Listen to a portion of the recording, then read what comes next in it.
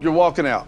That's it. You're loading your tools up and you're walking out. That's it. What are we going to do now without you? What are we going to do? I mean, that's your decision. So if you don't want to be a part of the team. When Misfit Garage started tearing apart from within, the cast members all left without warning. Now, the real reason behind their exits is finally exposed, and it's unbelievable. Join us as we find out what really pushed these Misfits Garage cast members to suddenly quit. How Misfit Garage came about. Misfit Garage was a car restoration show that aired on the Discovery Channel. It came out of the success of another popular show called Fast and Loud, which followed the team at Gas Monkey Garage. Misfit Garage was different, though. It was started by a group of former employees who had once worked under Richard Rawlings, the strong-willed owner of Gas Monkey. Their departure from that garage was not smooth at all. It began with a small photo moment that later grew into something big. One day, a visitor stopped by the garage and wanted to take a picture next to a Rolls-Royce that belonged to Rawlings. It seemed harmless, but the garage manager didn't take it lightly. When Smith and Butler, two of the mechanics, allowed the photo to happen, it stirred up tension. The manager didn't just mention it politely. He shouted at them and scolded them harshly. The two mechanics didn't stay quiet. Smith talked back, using swear words on the manager. That one exchange pushed things over the edge. In no time, both Smith and Butler were kicked out of the garage. Rawlings didn't hesitate. He later said the two had always been difficult to work with, and for him, their removal felt necessary. But for Smith and Butler, getting fired from Gas Monkey didn't stop their journey. In fact, it led them to something bigger. Although Butler felt shocked and disappointed, especially since he had never been fired before, Smith looked at it differently. He believed that leaving Gas Monkey opened the door to something greater. He even started comparing himself to other successful people who had been fired before reaching success. He didn't hold on to the shame of the past. Instead, he moved forward with confidence. Soon after leaving, Smith and Butler teamed up with two other skilled car experts from Texas. One of them, Scott McMillan, had also worked at Gas Monkey before. The other, Thomas Weeks, brought in his own unique style. Together, they came up with a new idea. They built their own garage and called it Fired Up. With Discovery Channel backing them, Misfit Garage was born and made its debut in October 2014. The show followed a similar structure to other car restoration programs. In each episode, the team got their hands on old and sometimes broken-down vehicles. Sometimes customers brought the cars in. Other times, the crew went out and searched for hidden gems. They bought cars from fields, garages, or even auctions, and then brought them back to breathe life into them. The team used a mix of traditional methods and creative touches, but they didn't always agree on how to fix the cars. That's where the drama started to build. Misfit Garage wasn't just about fixing up cars. It also had the feel of a reality show. Tensions rose in almost every episode. Arguments broke out over designs, money, timing, and personalities. The cast didn't always get along. Sometimes the fights seemed personal. Other times, the problems came from the stress of deadlines or broken parts. But that tension gave the show a special energy. Fans got hooked not only by the beautiful cars, but also by the drama that unfolded behind the scenes. And the drama didn't stop with the people in the garage. The tension between Misfit Garage and Gas Monkey remained strong. Richard Rawlings continued to show up from time to time, causing more issues. The rivalry between the two shops became one of the main stories of the show. Each side wanted to prove that their garage had the better team, the better ideas, and the better cars. Even though Misfit Garage had a rough start, it grew into something strong. The shop that came from a firing turned into a place where creativity and skill came together. The mechanics worked day and night trying to turn old, forgotten cars into machines that could shine again. And while it wasn't always easy, fights, mistakes, and broken engines got in the way, the team always pushed through. There were also things hidden from viewers. Behind all the sparks, grease, and shouting, there were tools and tricks kept away from the camera. Not every technique or detail was shown. Sometimes, what looked like a smooth fix had taken hours of trial and error. The team often had to think fast and act fast, pulling tools from deep inside their boxes, sometimes even building custom parts on the spot. Misfit Garage became more than just a spin-off. It told a story of starting over after being pushed out. It showed how some people pick themselves up and build something better. And even though the road was bumpy, the team behind Fired Up Garage kept working. However, some things just weren't right. Behind the scenes. When Fired Up Garage first showed up on television, many believed it had broken away from Gas Monkey Garage. But that was only part of the story. Even though Fired Up Garage tried to show itself as an independent garage, Richard Rawlings still had a strong grip on everything behind the scenes. That control showed up clearly from the very first episode of the first season. While the new shop had fresh faces and a new name, Richard still stood in the background, running things in his own way. He wasn't just a name on the credits. He had more than one role, and each one gave him more power. As executive producer of the show, Richard Rawlings got to decide what kind of story the show would tell. That meant he had the final say on which cars came in, how they were fixed up, and how the work was shown on screen. But that wasn't all. He also managed the budget. This gave him control over how much money each build got, how it was spent, and what corners were cut. He even had a hand in how the show got pushed out to viewers, deciding what kind of image it should have and what message it should send. On top of that, Rawlings owned the garage space where the Fired Up team worked. That made him the landlord, which gave him another way to rule the set. Whenever he wanted, he could pop in, stir things up, and throw the crew off balance. He often showed up unannounced, always ready to poke fun or throw in some drama. He brought tension with him and often made things harder for the Fired Up team. That part wasn't just for television. It reflected his real-life control, even if it looked like the garage was running on its own. In the show, Richard Rawlings often appeared like a troublemaker, almost like he enjoyed making things worse for the team. But behind the cameras, he actually had a reason to want the garage to succeed. As the landlord, he needed the business to do well. That way, he could keep earning from it. Still, his appearances didn't always look supportive. Instead, they looked like he was trying to cut off the crew's progress just to get more drama into the show. His name showed up again in the credits, listed just under Eddie Rohwedder's. And not only that, but he also had a separate credit that labeled him under something called Creative Talent, a vague title that added even more mystery to his role. That label suggested he had input on the overall feel of the show, shaping how it looked, sounded, and played out. Every move he made seemed to pull in more control, giving him several ways to shape what viewers saw and how the story was told.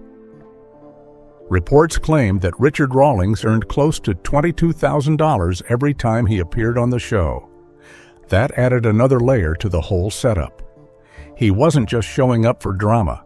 Each appearance brought money into his pocket. For someone who was supposed to be an outsider or even an enemy of Fired Up Garage, he sure had a lot of ties to the success of the show. People who watched the show began to notice how much control he really had. Some viewers started pointing it out online. They talked about how the drama seemed fake and how everything felt too staged. Some people had started to dig deeper and noticed that Richard's name appeared too often in the credits for the feud to feel real. What looked like a fight on screen was possibly just another part of the story, created to keep people watching and talking. The idea that Fired Up Garage had broken away from Gas Monkey Garage started to fall apart.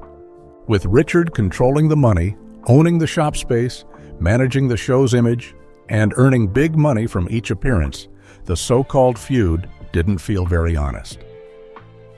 It looked more like a plan to keep viewers entertained while still helping Richard profit from every angle. What seemed like two separate worlds was really just one big setup, held together by a man who knew how to run the show from every direction. But what about the cast members? How do they get paid? Views for funds.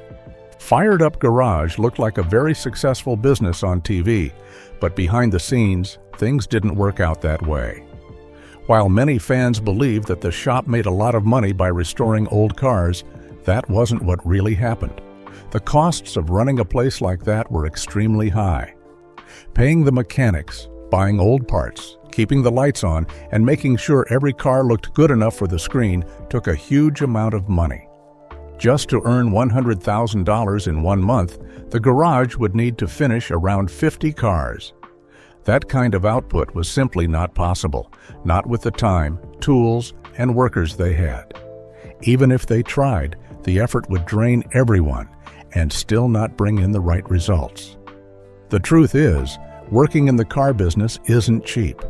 Fixing up cars, adding new features, changing old parts, repainting them, and getting them to run smoothly again takes a lot of money. Most people believe the shop made its money by selling those restored cars. But that was not how Fired Up Garage stayed afloat. What really kept it alive was the show, Misfit Garage.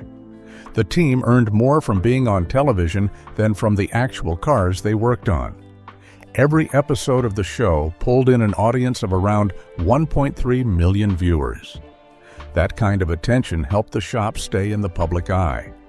The cars themselves, even the best ones, didn't bring in much profit. On average, they made only about $2,000 per vehicle.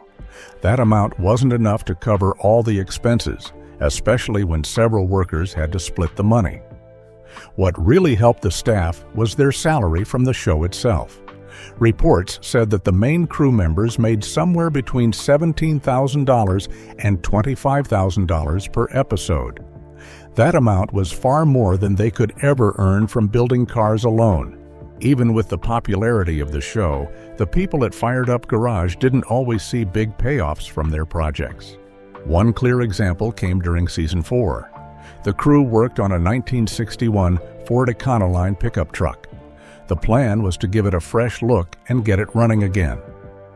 They gave themselves a $25,000 budget to complete the build. That money covered everything from materials to labor. The truck turned out great. They painted it orange and white, and it had a strong, clean finish. When it was time to sell it, they found a buyer. The actor Danny Trejo, known for the Machete films, ended up taking the truck, but he only paid $27,000 for it.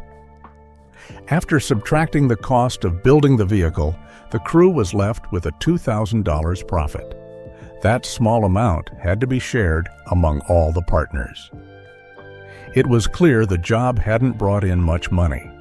The time spent, the effort poured in, and the stress that came with it hardly matched the reward. Still, there was something else to gain from it. One of the partners, Thomas Weeks, believed that selling the car to someone famous could help the garage in another way. Trejo had promised to park the eye-catching truck in front of one of his restaurants. His taco shops in Los Angeles attracted a lot of attention, and the idea was that people passing by would see the truck and talk about it. That kind of exposure might lead to more fans watching the show and more people knowing about Fired Up Garage. The episode never showed what happened next. It didn't say if Trejo really followed through and parked the truck at his restaurant. What was clear, though, was that Trejo looked pleased with his new vehicle. For him, the deal felt like a good one, and for the garage, maybe the small profit wasn't the point. Maybe getting their name out there meant more in the long run. In the end, the garage couldn't depend on car builds to survive. The hard truth was that television paid the bills. It was the show that gave them a steady income, even if the jobs themselves brought little reward. Every project added pressure, every deal involved hard choices, and the money never stretched far enough. But as long as the cameras rolled and the audience kept watching, the garage had a reason to keep going. But after some time, that wasn't the case. One by one, the cast members left. And the reason behind it is quite interesting. The reason why the original cast members left. When Jordan Butler walked away from Misfit Garage in Season 4, it wasn't just about leaving a TV show. He made the choice after being asked to bring in a new partner and change shop locations, which didn't sit well with him. He had his reasons, and they ran much deeper than what people saw on screen. The tension between him and his former team at Fired Up Garage had already built up long before the cameras started rolling. What viewers didn't see was how much those conflicts drained him. It turned into something heavier, something that pushed him to step back completely. Even after stepping away from the show, Jordan didn't vanish entirely.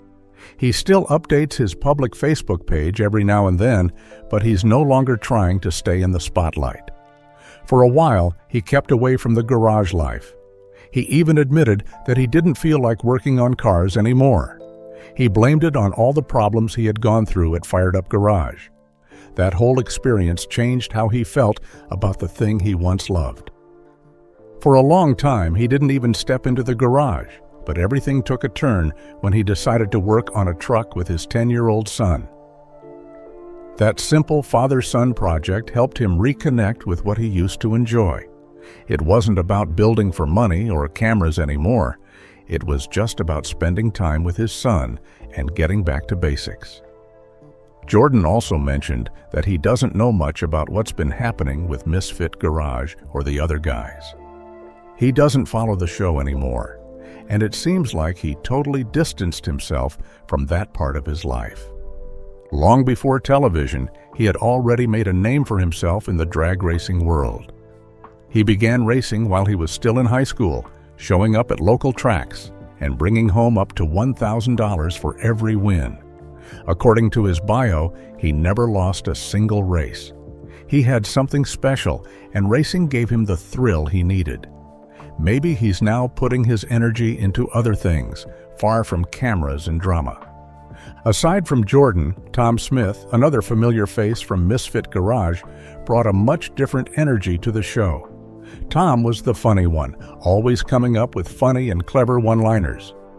People liked him not just for his skills, but for the way he made every scene entertaining. What most didn't know was that the name Fired Up Garage had actually come from Tom's own childhood dream. He had always wanted to own a place called F&U Garage, and somehow that dream became real. Tom wasn't just into cars, he had a second life as a comedian. Even while the show was being filmed, he found time to step on stage and make people laugh.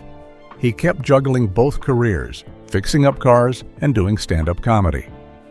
Over time, comedy started taking up more space in his life. During the COVID-19 pandemic, while many people stayed home, Tom stayed active by performing live shows at comedy clubs. Meanwhile, he kept working on car projects too, both for himself and his clients. He shared updates with his fans, showing that he hadn't walked away from the automotive world. He even shared hints online about possibly landing a car mod show of his own someday. Coupled with all of this, Tom also found time to help animals. He volunteered to rescue and transport dogs in need, something he felt strongly about. Scott McMillan, the third original partner in the Misfit Garage team and a former worker at Gas Monkey Garage, followed a different path. He stepped away from the cameras and focused on building his own future. He set up his own business, Scott Rod's Garage, back in 2011. Since then, he has kept his head down and worked full-time on building hot rods. He runs the garage with his partner, Jeff Dunlap. Scott has stayed visible online, posting regularly about the cars he's working on. His passion never faded, and he stuck with it even after the TV spotlight moved on. The three men, Jordan, Tom, and Scott, each chose different roads after Misfit Garage. One pulled away from cars altogether, one mixed humor with horsepower, and one built a business from the ground up. They didn't all leave the same way, and they didn't all stay in touch. But each of them kept moving forward, using what they had learned to shape the next chapter of their lives. What began as a shared journey turned into separate paths, all shaped by their own choices and the things that pushed them to break away. What led to the end of Misfit Garage? Even though Misfit Garage didn't pull in big numbers like Fast and Loud, it still found a place among car lovers who liked watching it for the builds and the characters. Online forums quickly filled up with long discussions where fans broke down episodes, shared their thoughts, and sometimes even argued about what really happened on screen. The show stirred up plenty of interest, and even though it didn't become a giant hit, it found its own group of people who stayed loyal to it. But just like many other reality shows, the things shown on screen didn't always match what was happening behind the scenes. People watching it started to notice things that didn't add up. The drama felt overdone, and the episodes didn't always look honest. A lot of viewers pointed out problems with what was being shown. There were signs that some builds might have been staged, that some parts of the show were set up just for the camera. Instead of letting the real garage work speak for itself, it looked like things were planned out just to make the show more dramatic. The garage shown on the screen wasn't actually a full-time working shop. It looked more like a set made to look real. Fans who went out there or followed the place closely said that the garage always seemed closed. There were never open doors, no cars driving in or out, and a big board hung at the entrance saying it was a closed set. That made people feel that it wasn't a place where real customers came in. It wasn't running like an actual business, just being used to film the show. The location itself had once been a proper garage. Phipps Automotive had rented that place before the crew from Fired Up Garage took over and started filming Misfit Garage. But even after they moved in, the original name stayed visible on the fence. This made some longtime fans think the whole setup was being used more as a background than a real workplace. It looked like they tried to dress it up for filming, but didn't bother to change everything. There were complaints from people who saw the filming and said things were being faked. One scene that got a lot of attention was when a staff member did a paint job using Plasti-Dip instead of actual paint. That kind of material is used for temporary coatings, not proper car finishes. For a show about professional car building, this felt sloppy and gave people the idea that the work was not being done seriously. Fans picked up on this and talked about it again and again online. It didn't help the reputation of the show at all. As time passed, more viewers began to step back from the show. The excitement faded and viewership started to drop. The production costs were already high because everything had to be set up before each shoot. Since it wasn't a real garage, the team had to build things up from scratch for each episode, and that took money and time. With ratings going down and more people calling out the fake parts, the network probably felt the show was no longer worth keeping on air. Eventually, without any clear notice or announcement, the show simply ended.